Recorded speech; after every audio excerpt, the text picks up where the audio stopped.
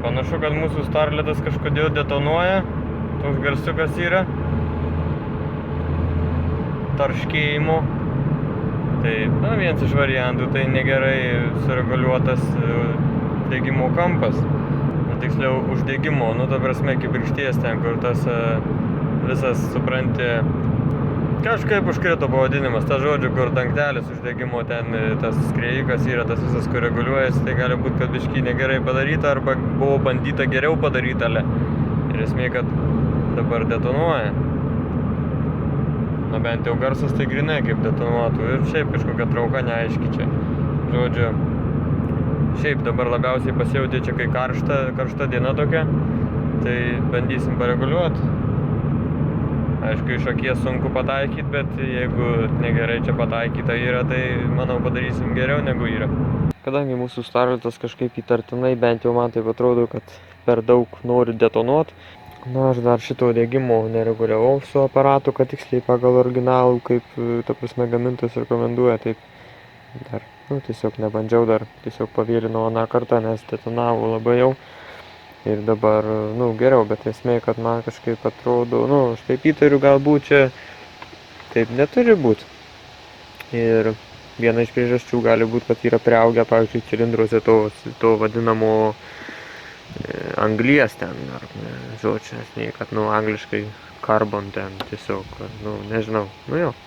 Tai va, tai žodžiu, yra vienas toks būdas su vandeniu. Tiesiog į siurbimą paduodam vandens. Aišku, nėra taip, kad jau stiklinė, nes tada užkals variklis ten. Tai žodžiu, principė yra taip, kad gaunasi į cilindrus, gauna jie vandens, tas žodžiu, aišku, labai ten karšta, vyksta kartu su vandeniu sprogimas, tie garai ten tą atšaukina, žodžiu, anglį ir viskas išeina lauk per išmetimą. Žodžiu, mintis tokia ir ten, kaip ir daug kas darė ten visokių YouTube krūvą video, tai čia pasiteisina. Tai, pabandykim, niekad pats nebandžiau, tai kaip tik proga bus ir pažiūrėsim, aišku, ar tai mums suveikia ant to, taip sakant, detonacijos. Aišku, prieš tai įdomu būtų pažiūrėti, kaip atrodo iš vidaus tie cilindrai, stumokliai. Ten visi ar apaugę, ar ne, bet kažkaip tai nelabai turiu kaip aš ta prasme, tai kad ten įkišiu kamerą, tiksliau neįkišiu aš ten kameros, tam ir esmė. Tai va, žodžiu, pabandykim, tiesiog laikysim apsukas, paduosim vandenuko ir varys kažkas per išmetimą.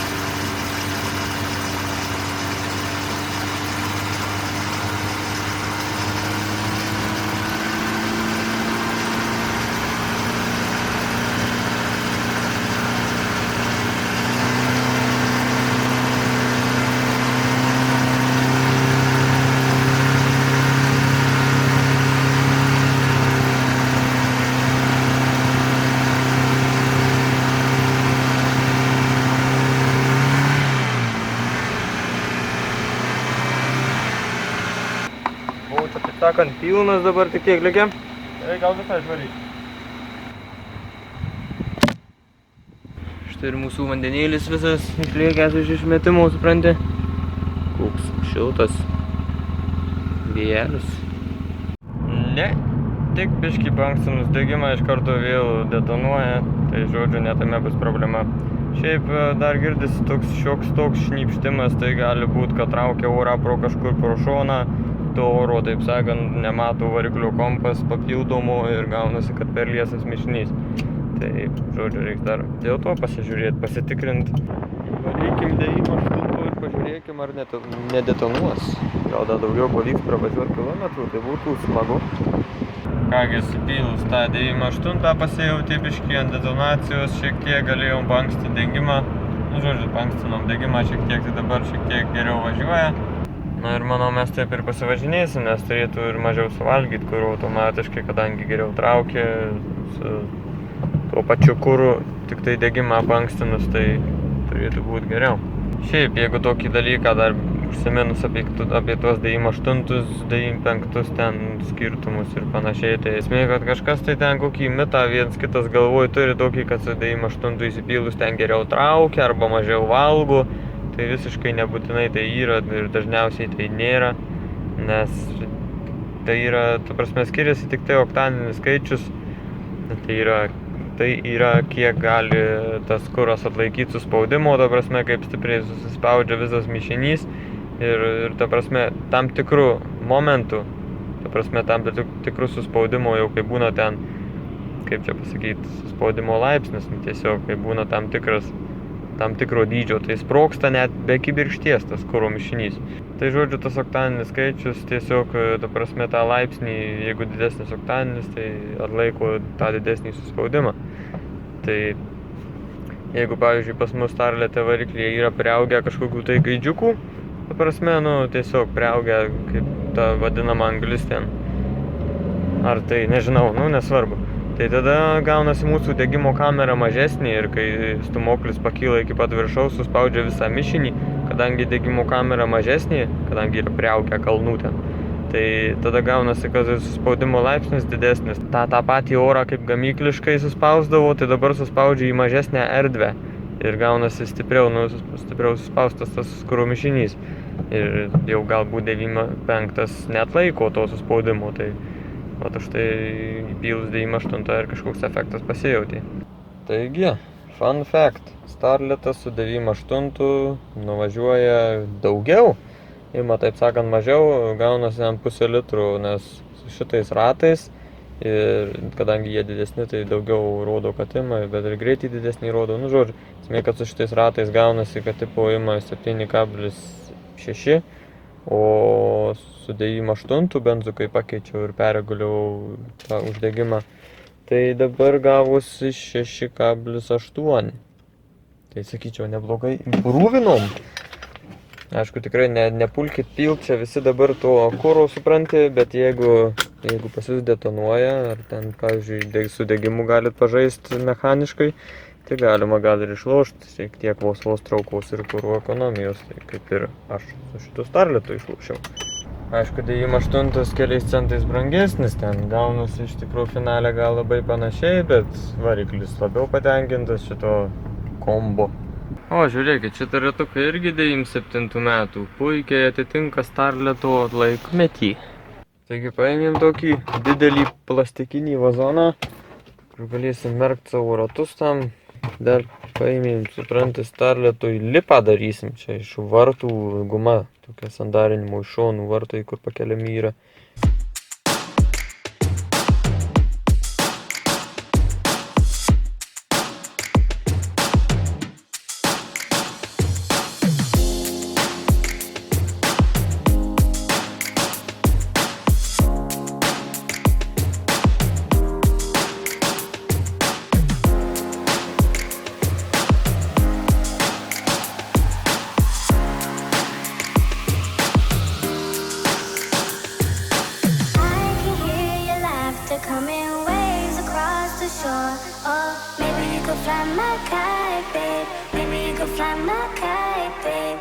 Turime mūsų Starletui performance upgrade'ą.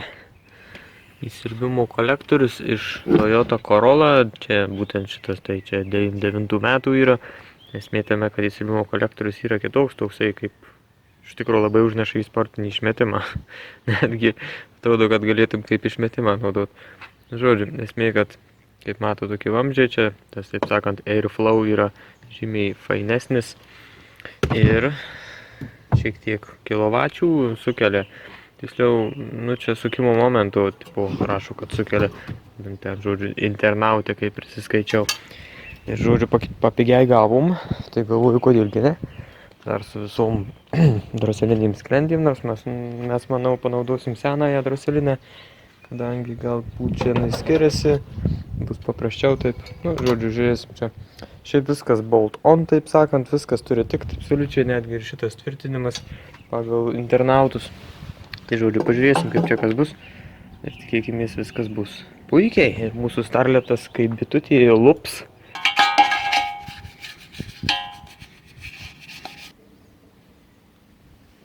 Kadangi turim likusių dažų, kai lukšteliai antram dažėm slenkščius, tai atnaujinkim su tais pačiais dažai šitą kolektorių mūsų.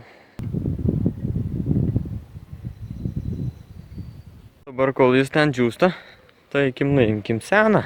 O čia atsikabinėjom visus čia gazo trosus, atsisukinėjom čia sutvirtinimą, atsisukom laidus, vakuumus, atsijungėm viską, suprantė. Ir čia nelabai kas daugiau ir yra. Na va ir pagaliau atrodo, kad mes išimsim šitą kolektorių, biškį užsiknišau su vienu varžtuku, ten taip gaunasi ant vamzdžio sukasi, jisai labai knisa protą. Labai sunku jį ten prieit ir dar jisai norėjau ten kažkaip neatsisuk normaliai. Bet dabar mes jį išsukom ir turėtų čia viskas eit kaip bitė, bet nelabai nori eit kažkodėl vėl. O, kažką jau turim, kažkas naujo. O taip. Taip, pastėvelį. Ir štai. Mūsų senasis originalusis kolektorius. Palyginimai va būtų šitai va atrodytų visas vaizdelis, supranti. Na ir pažiūrėkime skirtumėlį tarp šitų kolektorių. Vienas pagrindinis, kuris ir daro visą tą stebuklą, tai aišku yra angos. Čia pavyzdžiui, vat, kai pažiūri į vidų, tai gaunasi, kad ta anga tokia kaip prasideda, tokia ir eina ten va tas vamzdis. O šita, kai prasideda, taip ir susiaurėja. Tai vat palyginimui jums yra. Jeigu norit diametrų, tai tuo mes ir pamatuosim su lankmačiu. Taigi originalusis starleto yra vat, na gerai, pažiūrim pradžia. Į plotį pradžia yra 37, tada jau kaip jisai susiaurėja, tai iš 37 pasidaro 32 su biškiu. Na, o šičia, supranti, prasideda nuo 37 su biškiu dar netgi. Ir taip sakant, taip ir tęsiasi toliau. Čia gaunasi grinai kaip siurbimo kolektoriaus sportinimas arba, nu, kadangi siurbimo kolektorių nelabai kas sportina, nes tiesiog tai labai sudėtinga yra.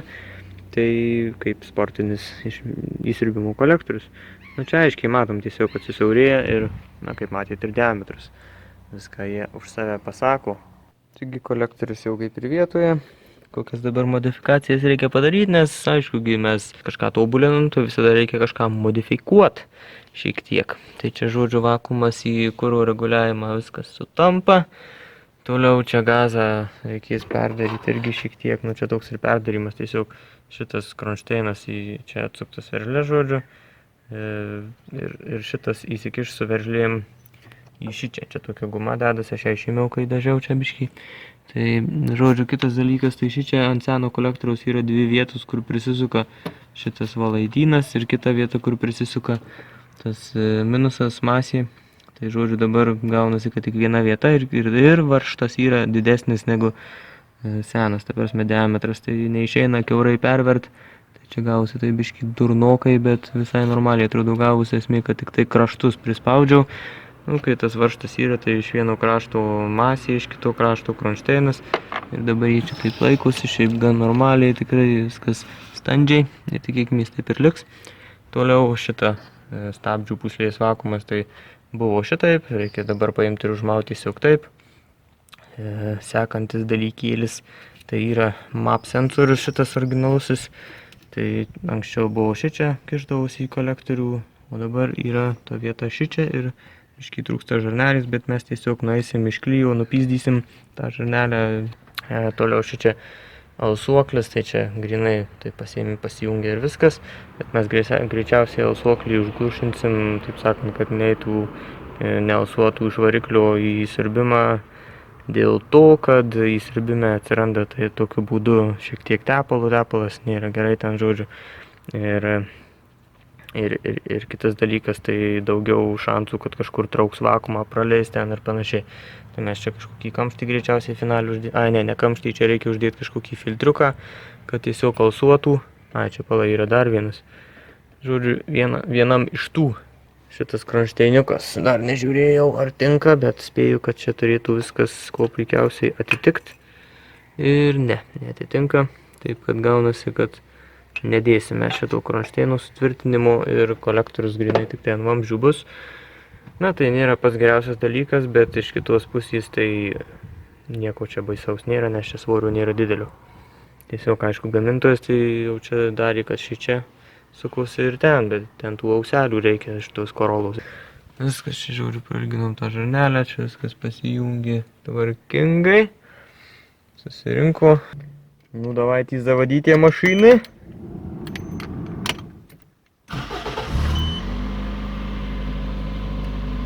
Keičiam Starletui galinės stabdžių kaladėlės, kadangi jau aš pradėjau kažkokį garsiuką girdėti iš galų. Galvoju, reikia nelauk, kol ten kažką su jais diskus ar panašiai. Pasiėmiau kaladės ir pakeičiam jas. Būgnas gražiai dirba, tai puikumėlis. Pagalvojau, pakeisiu ir žvakės Starleto, nes tokios jau senos ne kažką. Užspaustas gidukas iki galo, o pila tai labai įdomiai kažkaip tai. Tokio greitumo dar nematęs. Patobulinom šalto oro paėmimą. Čia naudos nežinau kiek bus, bet esmė, kad vis tiek patobulinom, esmė, kad čia supranti vėjas pro groteles, čia pūkšt, šitas į nelę varo į viršų ir tiesiai varo į štangą. Nes čia kaip matot, anksčiau tai čia nieko gero nevykdavau, o dabar kažkas jau panašiau. Taigi darom kolektoriaus stabilizatorių, taip sakant, tą žodžių, kur netiko, tai padarysim vieną bent jau, nes, žodžiu, ypač ant didelių apsukų šitas varikliuksas mūsų Starleto labai vibruoja. Ir, žodžiu, tas kolektorius gaunasi, kad, iš tikrųjų nežinau 100% ar tikrai dėl to, bet toks gaunasi rezonansas, kai ties redline'u, toksai kaip kažkoks metalas į metalą barbentų, žodžiu, aš taip manau, kad čia jisai tiesiog visas virpa tiesiog ir tą garsą sukelia. Tai, vienas dalykas dėl įsitikinimo padarysim ir dėl konkrečiai, kad jisai jau tikrai neįtrūktų kažkur tai. Ir kitas dalykas, tai tikėkimės dėl to. O jeigu ne dėl to, tai tada man visiškai vienodai, kas čia barbena. Gali būt, kad ir tas kronšteinas likęs, kuris realiai ten, žodžiu, šiaip jau standžiai stovi, bet irgi galbūt, kai vibracija ties dideliais ūkiais, galbūt irgi grybą pjauna. Beje, čia atjungim, žodžiu, šitą gaidį, nes kažkur tai, žodžiu, variklyje šiek tiek vos vakumą praleidžia ir gaunasi, kad taps, tiesiog oro gauna daugiau negu supranta variklio kompas. Aš čia iš tikrųjų gal. Žodžiu, atjungiam, kad be tokių užposų ir šiaip čia karšto oro nevarytų čia be reikalų ir panašiai. Čia, esmė, kad šitas yra čia alsuoklis ekologijos reikalas, čia jisai varikliui nepatinka ten tas, kad eina čia kažkoks nagaras ten ir panašiai į tą įsirbimą.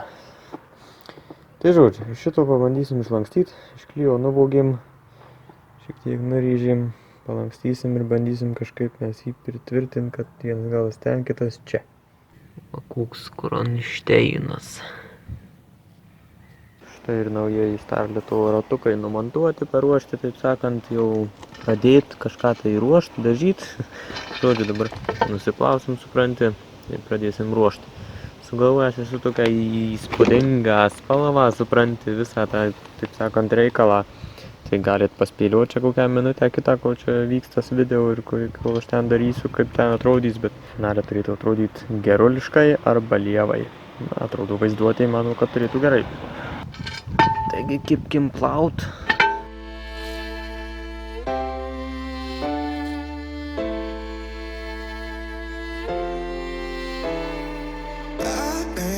Looking for a way out, I can't find my way now. I just need you by my